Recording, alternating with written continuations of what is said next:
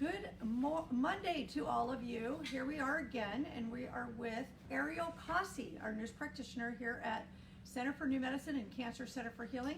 So remember, each and every Monday, we're going to be providing more and more education for all of you. We want to build our community, so please, we invite you to share it with your family and your friends. Please, on Facebook, please spread the word. We want to create community. Community is healing. Community is family. And we want to spread the word. So tonight, Ariel is going to be talking about the 3 E's, and she'll go through that with you. So welcome, Ariel. Thank you. So just a little background about me, so you guys have a little understanding on where I'm coming from. I've been in and around the field for about 15 years now. I've always had a passion towards medicine, that I knew that I would always be here to help heal patients and help them along their journey, and that I just had the information that needed to be shared, because that's ultimately how we're going to make ourselves better, is through information sharing and making ourselves as well as we possibly can be. So today I'm going to be talking about the 3 E's of healing, and this refers to everything in general in terms of healing. And so the first one we particularly like to talk about is eating, because at the core of everything else is our gut. That's what we refer to as our core. And so the biggest part about that is whatever you put into your body is what you're going to get out of your body. So it's highly important that that is the utmost, that's the best thing that you're going to do for yourself. So making sure you're eating clean, you're eating organic, that there are no pesticides, and that there are things that you do to help keep that well regulated. So when we talk about eating, we're talking about food as our first line therapy for any type of treatment, for any type of disease process. So what you put into your body is what you're absolutely going to get out. So in terms of cancer treatment, we typically look at things like a ketogenic type diet, and the reason is we know that sugar feeds cancer cells. So if you reduce the amount of overall sugar that you're exposing your body to, then generally speaking, you're cutting off a lot of the food supply to it. In a similar situation, if you have something like chronic fatigue syndrome, you're going to want to eat a diet that's largely based less on sugar, because that's only going to feed your fatigue for a short period of time, but things that sustain longer and have more implications towards ATP, or energy production inside the cell. So we'll be looking for a diet high in dark leafy green vegetables, things that have high amounts of B vitamins, and then depending upon what causes the chronic fatigue, usually some type of autoimmune condition, making sure that we're eating more of an anti-inflammatory diet. So something too that we tend to see a lot in many disease processes, no matter what's going on, is something called leaky gut syndrome. So when you have leaky gut, you tend to have a problem in your intestinal lining, where the intestinal cells, or the skin cells that sit in the lining of the intestines, instead of being tight and compactly pushed together, they're actually swollen and lose their tight junctions. And so it allows for things like toxins and waste products to get in, and the beneficial things, because the cell is swollen, it's not functioning properly. So then other things can't get into the cell like they're supposed to. So we end up with a problem with an overload of toxins and not enough of the beneficial products that we need to be getting into our cells in our system. So almost all disease processes can be tied down to this. In fact, a lot of patients have gastrointestinal issues as well as any other chronic health conditions. So most commonly, we can see things like acid reflux, irritable bowel syndrome, chronic constipation or diarrhea, and all of those things will participate in the causation of any other type of condition going on inside the body. So first and foremost, we need to focus in on our food and what it is that we're eating and how we're taking care of our gut. Another thing that I like to talk about in terms of eating and gut health is that about 70% of your neurotransmitters and 80% of your immune system do sit in your gut. So in terms of keeping yourself overall healthy and well, you need to make sure that you're also feeding those systems. So what makes more neurotransmitters in the body would be proteins. So proteins tend to lend themselves towards making things like, if you eat a higher quantity of eggs or turkey or chicken, you'll make more serotonin and melatonin inside of your body, which helps you with your sleep-wake cycle and maintaining your parasympathetic nervous system, which is your rest and digest. So we really want to make sure that we're feeding that as well, because we know that in stressful states, when we're in a sympathetic response, is when disease states really start. So keeping ourselves parasympathetic, which would be higher amounts of proteins and amino acids, will actually keep us healthier in the long run. So another part of that whole gut being at the core of your entire being and being healthy. So first line therapy every time is what you're eating and how it's getting into your system. So that brings us into the next E. So there's eating, and then we talk about emotions. So probably the thing I see that patients miss the most in terms of how they affect change in their body is how well they're dealing with the emotional aspect of their disease process. So just like we were saying with the gut, that there's a lot of neurotransmitters in there as well. Emotions play a huge role in how we communicate with the rest of our cells in our body. So if we look into things like regular clinical trials, they have to prove with a medication that it's better than the placebo effect. So the placebo effect is this idea that if I give you a sugar pill and I tell you that it's going to do something to you, that you will believe it so much that you'll actually cause change. You will change your lab values, you will change how something looks inside of your body. You may actually repair what the disease process was because you think it's doing something. So if we can look at something like the placebo effect as an actual treatment method, in that if we think change, it will change, then we really have to look at that for all disease processes, from diabetes to chronic fatigue syndrome to cancer. If you think it, then it will be. So emotions have a huge connection. So one of the things I like to look at too with patients is their imaging studies like thermography, which you can look at the differences in emotion on patients based on their heat product inside their body. So you can do a thermography scan, which looks at how blood flow and circulation is going through the body when they're angry.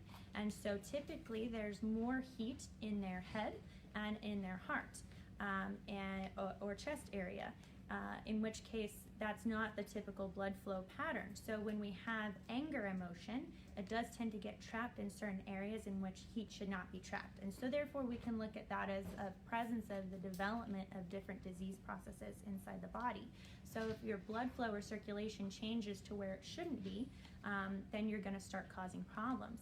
The same thing goes with depression. Instead of having a body that's completely lit up the way that it's supposed to be in nice oranges and yellows, it ends up cooling down, and people's bodies will turn to blue or to purple. And then you can see diseases that kind of result from stagnation or the mismovement of blood flow and circulation. So it really does make a difference what we think and how it will affect our entire body. It's good to kind of keep an overall idea of what kind of emotions you have going through your body and how that's going to affect your overall progress and affect your change in terms of your disease. And this is just overall in terms of staying healthy. So there's a lot to be said too about your emotional or mental health in relation to how well you're doing overall as a person. So physically speaking, there's only so many things that we can do to affect change. This is why if you were to go to a traditional doctor's office and they give you a medication, it's only going to work for a period of time because you didn't change your mindset, you didn't change your diet, and you didn't change your emotion. It's all the same. So if you're continually, let's say you have high blood pressure and you're continually eating and gaining weight, and I just keep giving blood pressure medication on top of blood pressure medication every few years, when you outgrow that medication, physically I'm limited in terms of that medication because it can only overpower what you're doing in your body for so long. So it's really looking at making these distinct changes in your entire body, and that includes your mind. That is probably one of the biggest, aside from eating, emotions are the biggest thing that you can single-handedly do for your own health and wellness. So emotional context, if you don't have a treatment plan that involves that in some way, shape, or form for whatever your condition is, then you are lacking in what you're supposed to be accomplishing. So a lot of the times at our facility here, we do see a lot of patients who have things like very aggressive cancers or other very complicated disease processes, there is always an emotional attachment with those disease processes. And it's really part of the comprehensive treatment plan that we give that outlines how we're going to deal with those emotions and redirect them so that the body can make itself better. Because we really can affect change and move things out. So it's about changing that picture. What is your self-talk about yourself? What do you say to yourself when you're alone? And so that's really going to make a huge difference lifelong, no matter what's going on. Also, kind of looking at things in a different perspective of not letting other people's emotions come into your life either, because that doesn't have a place inside your body. So if other people try to, there's no way somebody else can give you an emotion. You have to allow them to give you that emotion and allow them to have that power over you. So instead of doing that, we need to make sure that we're keeping in control of that. We're keeping in control of our emotions and making sure that we practice things like loving kindness and understanding that everybody comes from their own walk of life and that there's a reason for their response to you, and knowing that all you can do is control yourself and your own emotions and how you deal with that. So that will bring me to the third E, which is energy. So there's a million different ways to think about energy and a million different ways to try to address it. So ultimately speaking though, I do like to describe energy in my own way, I suppose. I practice a lot with ideas and mentalities of Ayurvedic medicine, which is a very old style of medicine, typically used in ancient India. And so their belief is that we all have something else about us, something that we can't see. People may define it as spirituality. In Ayurveda, it's called ether or air. And it's this other part to us that maybe not all of us are aware that is around us, but we definitely can sense it. You can sometimes meet somebody and you know that there's something about them that you either strongly get along with or strongly don't get along with. So that is kind of in essence our energy, our aura, however you'd like to think about that. And so there's a variety of different ways we can look at this and assess it. Here in our office, we do a lot of bioenergetic testing, meaning that we can look at things like biomeridian pathways with our bioimmune survey or 3D body scan and see exactly where misalignments are happening energetically in our body. Because our cells can communicate in a variety of different ways. Energy is definitely one of them. But if we're looking at it from a spirituality type sense, that we do need to find that type of connection, that way that we can make ourselves feel whole again as a person. So emotions and energy really tie in very closely together, and sometimes it's almost indistinguishable, but making sure that we do address both sides. So while emotionally we may feel fairly sound on a spiritual level, and this doesn't necessarily pertain to religion, however it can, that spiritually that we feel one within ourselves, that we feel as a whole person together. So a lot of the times we will recommend patients do things like earthing, where you go outside into a grassy area or onto the beach and you walk barefoot and reconnect with the energy of the earth, because it's a very healing earth. And ultimately speaking, anything that you can create on this earth, and that includes disease, there is a solution to it here on earth as well. And so making sure that that is part of reconnecting with how earth will help to heal you, as long as you have all the other resources and tools available to you. So spirituality, energy, however you'd like to define it, is something that we're getting closer and closer to being able to measure it, and definitely is part of making sure that you are healed as a whole person. So it's never an area to ignore. Energy is very much a real thing, and a bunch of people have a different way to define it.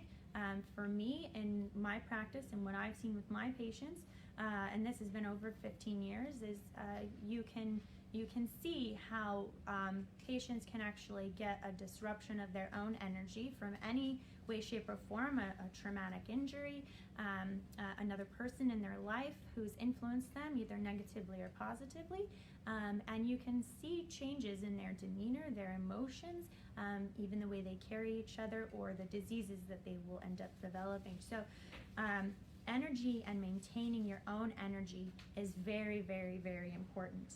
So this kind of brings me back again to that whole self-talk, and how we think about things to ourselves, and reconnecting and creating our own positive energy inside of our body. So always want to make sure that if we're talking about energy, we kind of want to address the topic of, do you want to be better? Do you want to feel better? And that's a very, very good question to always ask ourselves. Is we need that kind of validation that it's okay for us to get better, that it's okay for our diseases to go away, that it's not going to negatively impact or influence anybody else, because again, their energy should not be affecting your energy. It should be your own energy. And so we should always basically think that we should be well. We should always be well. And we can affect change in our body. And it is something that you can do, that your body is capable of change, that you can heal yourself. So us as practitioners are here to give you guidance and education. We actually cannot physically heal you. That's not something we can do. You can do it yourself. But we're here to guide you, because we've gone the journey, we've seen all these different things, we have all these different modalities that we offer to our patients, and you can find a ton of them in a variety of ways as well, to do at home, to research on your own. But ultimately, we're here just as an educational vessel for patients, and being able to help them get through the variety of things you can get online, from things like WebMD that will tell you either have a stroke or a headache. You don't really know. It's kind of scary and daunting. So coming to an office like this that has a little bit more background and can kind of weed through things that maybe have more research, or other things that have less research to support its use, or we can guide you on what might be the best treatment for you depending upon your case. So we typically like to personalize things, because unlike conventional medicine, not everyone's a box. You know, almost nobody's a box, and they like to try to fit people into that. So when we look at healing the whole person and approaching the 3 E's, it's really about healing the whole person as an individual. So we have to take everything into account.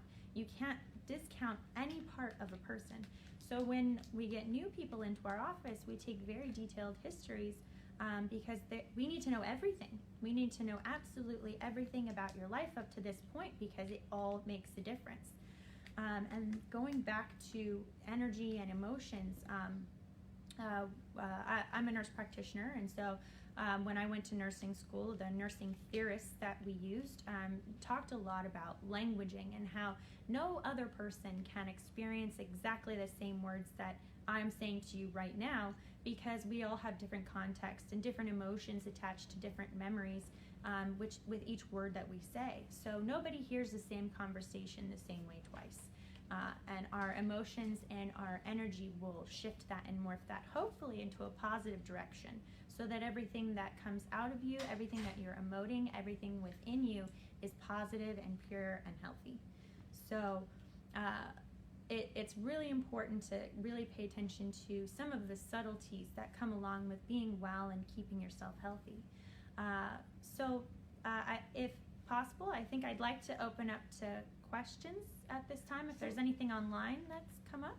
So Ariel, I ask every practitioner, as everyone online is getting to know you and everyone here, tell us your story. What got you into practicing medicine? What brought you here? So I got into medicine when as far back as I can remember. I constantly told my parents that I was gonna be a doctor. And when it came down to it, I had an opportunity to go and work in the hospitals, and this was just a hospital experience, not to say that all doctors are this way, but I just felt that they didn't have a good work-life balance. And for me, it seemed like nurses had the opportunity to really spend the time with patients and get to know them and follow them throughout their whole life. So it made much more sense to me to go to school to become a nurse, and ultimately a nurse practitioner, where I essentially get to do a very similar role that a doctor does in terms of prescribing and diagnosing patients and helping to follow them throughout their course of treatment. But my training was more in a very personable aspect of health and making sure that a lot of various needs, not just medical needs, were being met for the patient. So nursing has always been more on the side of complementary and alternative therapies because they're about comfort for patients. And the way that you're trained is entirely different than how even a medical doctor is trained. So for me, it aligned very well with the direction I wanted to go in terms of treating patients and managing their care. Way back when I started my first job ever, I cold called doctors' offices, seeing who could possibly hire a 15-year-old. And a chiropractor was very kind enough to take me under her wing and start showing me all of her tricks of the trade. And so I was able to start learning about integrative and alternative modalities to help treating patients. And so that was my foray into this, and I've never deviated away from it. Every job that I've had since then has either been in the healthcare field or related to it in that way. Even so much so as at some point in time, I'd like to even have, let's say, a restaurant in which every menu is catered to an individual condition, because food is your first line therapy. Eating is the first way to go. So I've always had that passion, that draw. I've always known that the best way to help manage people is to teach them how to eat right, and that there are things here on earth that can rebalance things that have gone out of balance. So ultimately speaking, it was always my calling. It's never changed. And I just have seen benefit after benefit to people. So, so that's me. So does anybody have questions so far? Anything? Is it hard? You were saying that in order to keep like your serotonin high and your melatonin high, that it has to do with protein. And then what if you're vegetarian? So the question was, if you're vegetarian and protein is the best way to make serotonin and melatonin in the body, what's the best way to go about like, it? Is it more difficult to keep those systems good with vegetable protein, or? So you have to be careful being vegetarian or vegan, in the sense that there are a lot of benefits to eating certain types of dairy or animal proteins that sometimes we just can't get, or that we have a harder time converting from the plant-based equivalents. So you can still get them from plant bases, they're just in higher quantities elsewhere. So primarily tryptophan is the biggest amino acid that tends to encourage serotonin and melatonin production. And you can find those in various types of bean sources, like soybeans and other legumes, lima beans, things like that. They're just in lower amounts in those types of plants. Whereas like eggs and cheese and chicken have a higher amount. So what if you're not eating beans, because the ketogenic diet, beans are not really a great thing, especially in any kind of quantity. So then now you're not eating the protein, and now you're not eating beans, which happens to be the case that I'm in. Am I going to be deficient eventually in serotonin and melatonin and all those things? So again, the question was, if you're on a ketogenic vegetarian diet and you're not consuming beans because it's not part of the ketogenic diet, how do you not become deplete in those hormones? So there are other ways in our body that we can make them. The amino acid tryptophan primarily is one of the better ways to make it. However, even being out in direct sunlight and helping with vitamin D production will help with serotonin production. You can get tryptophan or HTP or something of that like in a supplement, and you can definitely utilize that. A lot of people who are vegetarian or vegan do tend to use a lot more supplementation, only because there's a limitation to how much we can get out of plant matter. So there are ways to go about it, but it is going to be a little bit more challenging. So, Go ahead. What's your position about the soybean for the breast health? Well, so for soybeans and breast health, I generally speaking, so soybeans and a lot of other, it's considered a phytoestrogen. So soy tends to mimic some of our sterile-based estrogens inside the body. So the recommendation has been for many years for a lot of people to avoid them if they have any type of estrogen-linked type of cancer or hormone-linked cancer, only because there simply isn't enough research one way or another to say if it particularly influences the development or worsening of breast cancer. However, if you don't have anything that's hormone-linked, then in theory there shouldn't be any harm from that. But anything that does have an estrogen type linked to it generally should be avoided in anyone with an estrogen-linked cancer. And that's just as a safety guard for patients with that diagnosis. So we'd always rather be safe than sorry. And well, in limited quantities probably won't cause an issue, but if you're vegetarian and your primary protein source was tofu, I would try to find a different source of protein. So occasional soy intake is probably not harmful, but if you have it in larger quantities, again, it's going to just continue to feed that type of a cycle. So we would just ultimately recommend to avoid something along those lines. So if you have a genetics that you know of, then you would avoid it. Like But a genetic predisposition to BRCA, cancer? BRCA. No, I wouldn't say that you have to completely avoid soy. There's a lot of other things other than genetics that go into the development of cancer. So it's really hard to say with any degree of certainty whether eating a large amount of soy throughout your life and having a positive BRCA gene is necessarily going to cause cancer. Like I was saying earlier, there's a huge emotional attachment to the development of any kind of disease process. So genetics only play a very small role in the development of cancer. So even in the cases like Angelina Jolie, who had the radical mastectomy because she tested positive, there's only about a 50% chance that she would have developed any type of estrogen-linked cancer. BRCA isn't just specific for only breast cancer. It can also implicate for things like ovarian and ovarian cancer as well. So estrogen-related, problems, you would definitely stay Limits. away. Yeah, but how would you know whether it's an estrogen-related? I guess you have to be a cancer, have a biopsy to know Exactly. In order to know if you had estrogen linked, you'd have to actually have a diagnosis of cancer and have that either biopsied or tested with circulating tumor cells. And so you can look at the receptors on the tumor cells themselves, and that's how we would determine if there's an estrogen link or not. So before you know that you have an estrogen-related some kind of issue, you would not know whether you're gonna. Well, you're so gonna go. right, that would be a very specific question. A lot of the time we look at reducing the amount of overall risk factors that you could potentially have towards the development of any particular type of cancer. Ultimately speaking, if, like we were talking about earlier, the prevention of disease would be following the 3 E's just in general. So keeping yourself emotionally well, energetically whole, and eating right overall should help to prevent the onset of most diseases and illnesses, including cancer.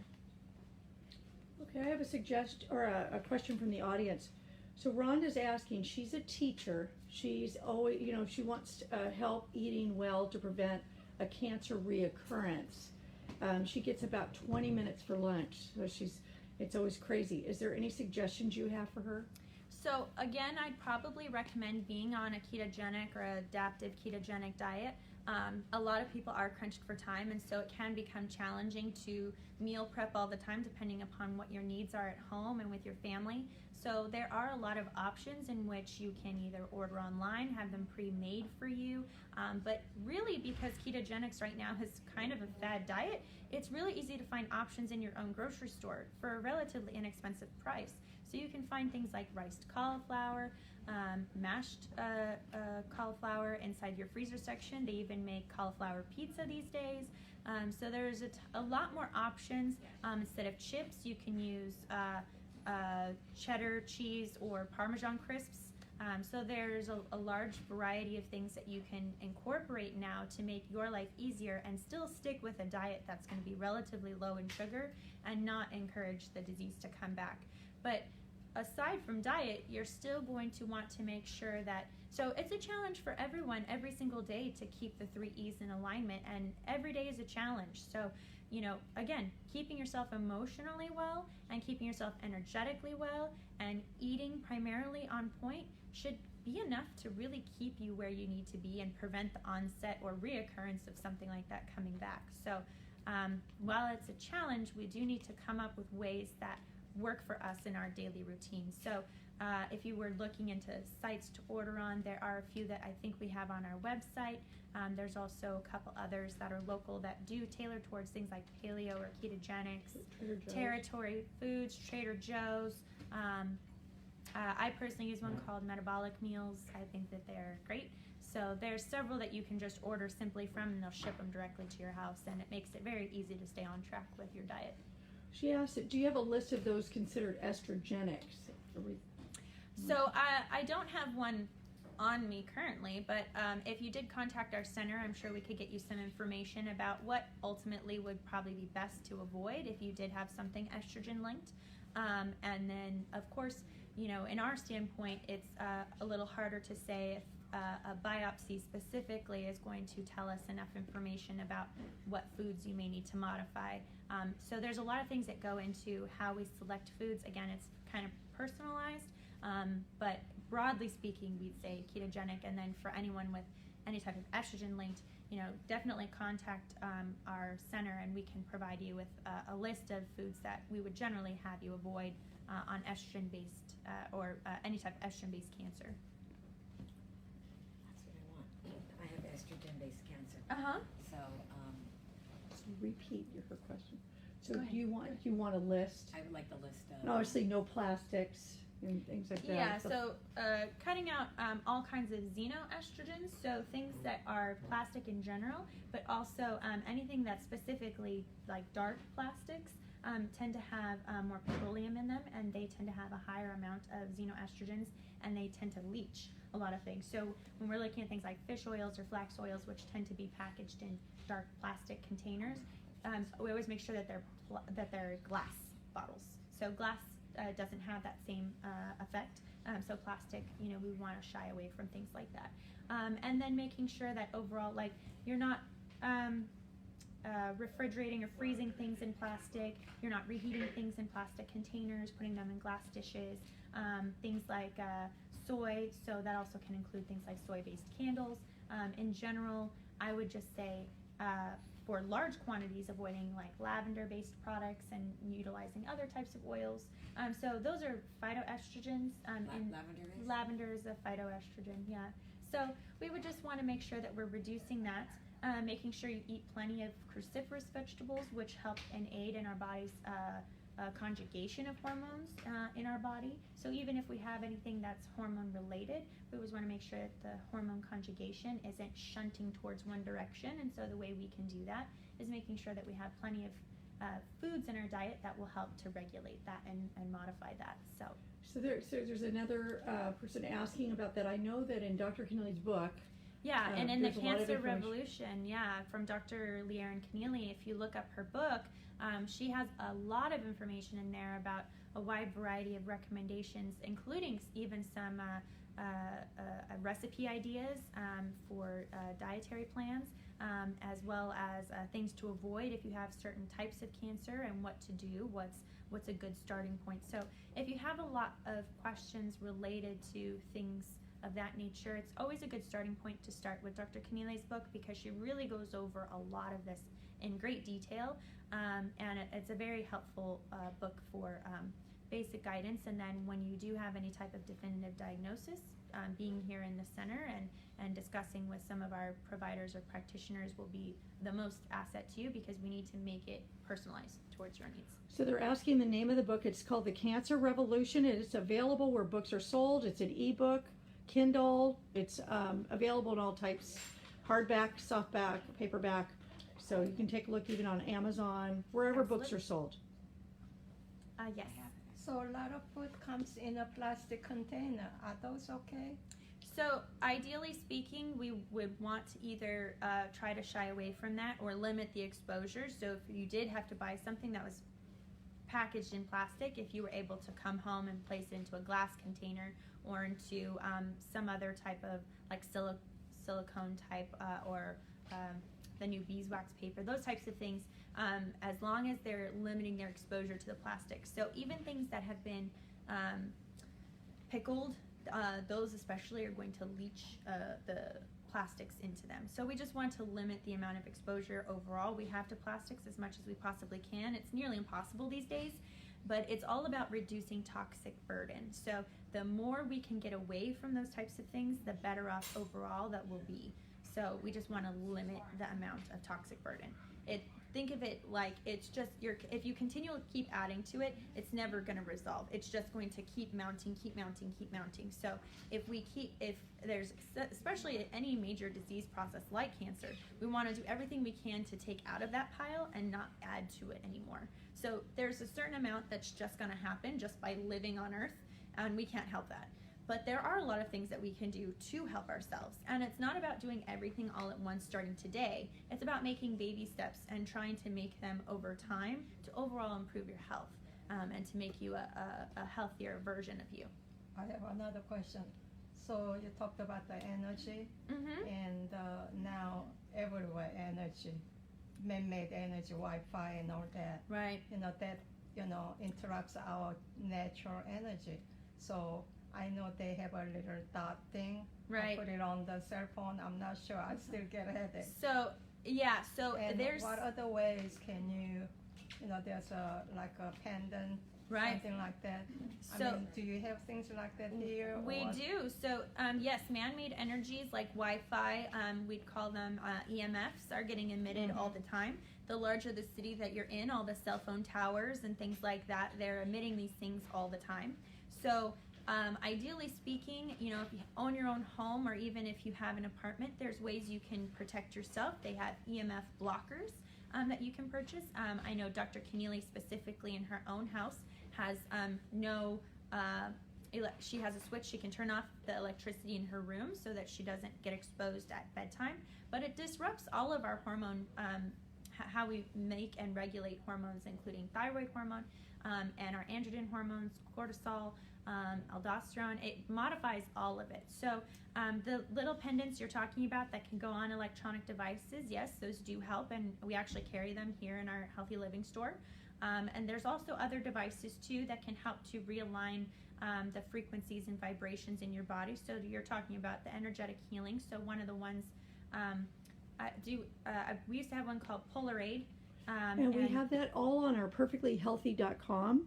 Perfectlyhealthy.com. So we have air filters, we have the Polarade, we have the dots, we have the water purification. All of that is on our website, and we have a flyer here that we carry at all the nurses stations we can get you that give all of our suggestions. But you can go on perfectlyhealthy.com and you can look that up and get to our Healthy Living store. Yes. So there's a lot of things to do. So like I said, kind of working in baby steps, but definitely adjusting how we're, interacting with our outside environment, because like I said, we want to reduce the amount of overall burden, but keeping us energetically well is going to be partially doing things like meditation, rebalancing yourself, earthing, and then reducing the amount of frequencies or vibrational energies that can come into your space. And so that would be like EMF waves and things like that. So definitely looking into those and having something like that. If you do carry a cell phone, definitely have the EMF blocker. If you have any areas in which you do have a concern, like breast cancer, you can definitely use the discs that we carry, and you can actually place them over the areas of concern to help rebalance the energy in that Do you space. keep it on all the time? No. Just for It's a period of time, so you start off at a lower amount of time, usually about 5 minutes, 5 to 10 minutes, and you only keep it there for that period of time. Try not to use it towards bedtime because it can actually keep you awake, but because it rebalances the frequencies in your body. There's other energetic healings that we do in our office, including our sound PEMF. treatments, the PEMF, There's the photon laser with Dr. Bales. So he primarily does that for viruses and parasites and Lyme's disease to help rid the body of those things as well. So you can use frequency and energy healings to help eliminate a lot of other disease processes and infections that can occur in the body as well. So you have a list of those things in where can I get Yeah, she's going to bring a list on all of the modalities that we offer here, as well as what we have in our Perfectly Healthy store, so that you could help yourself to defend against some of the EMFs and help keep yourself energetically well. Yeah, I think that's a biggest problem right now. It's huge. Because all your cells, level, it's all electronic. It's electronic, process. It is. Rather than biochemical, more or less. Because it's been biochemical. Now it's turning to the electrical. Well, so our cells communicate in different ways. So our cells can communicate by direct contact, so they can relay messages by directly touching each other and either sending proteins or DNA or something along those lines to each other. They can communicate in their own frequency or vibration. And then third way would be through cytokines or other proteins in which they can send long-term messages across the organ system to each other or across the whole body. So our cells can communicate in a variety of different ways. So primarily before, we were communicating in biochemical pathways because there wasn't as much interference. So if you look in the last 30 years or so, there's a cell phone tower every couple of blocks, whereas before, 30 years ago, there were no cell phone towers. There weren't as many microwaves. There weren't as many of these types of interferences.